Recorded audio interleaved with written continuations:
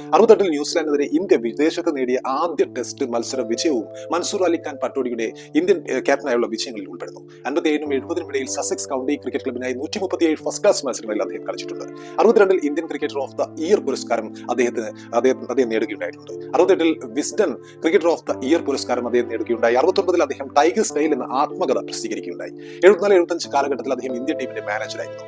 93-ൽ 2 Ashes ടെസ്റ്റുകൾക്ക് റഫറിയായി അദ്ദേഹം പ്രവർത്തിക്കുകയുണ്ടായി. 2007-ൽ ഇന്ത്യയുടെ test അരങ്ങേറ്റത്തിന്റെ 75-ാമത്തെ വാർഷികത്തിന്റെ സ്മരണയ്ക്കായിട്ടാണ് India England പരമ്പര അദ്ദേഹത്തിന്റെ പിതാവിന്റെയും സ്മരണാർത്ഥം പട്ടോഡി ട്രോഫി എന്ന് നാമകരണം ചെയ്തത്.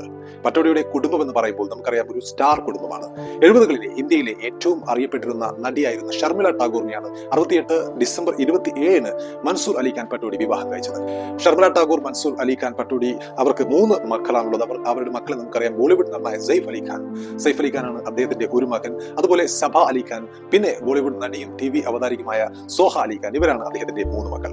നടി കരീന കപൂർ നമുക്കറിയാം അദ്ദേഹത്തിന്റെ മരുമകളാണ്. സോഹ അലി ഖാന്റെ ഭർത്താവ് കുനാൽ ഖെമോ അദ്ദേഹത്തിന്റെ മരുമകനാണ്. അദ്ദേഹവും നടനാണെന്ന് നമുക്കറിയാം. 2011 സെപ്റ്റംബർ 22-നാണ് അദ്ദേഹം അന്തരിച്ചത്. 64-ൽ അദ്ദേഹത്തിന് അർജുന അവാർഡും 67-ൽ പത്മശ്രീയും 2001-ൽ CK നായിഡു അവാർഡും ലഭിച്ചിട്ടുണ്ട്.